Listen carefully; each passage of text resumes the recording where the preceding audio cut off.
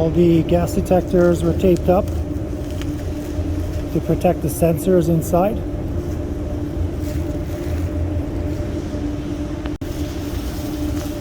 Washing up the parkade floor. Make sure it's clean for when people come back in here. And the makeup air unit for the parkade we turned on by calling tech support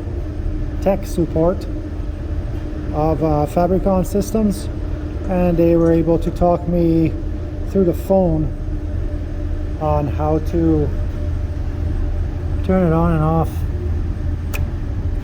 There's just a switch in there, activates the relay.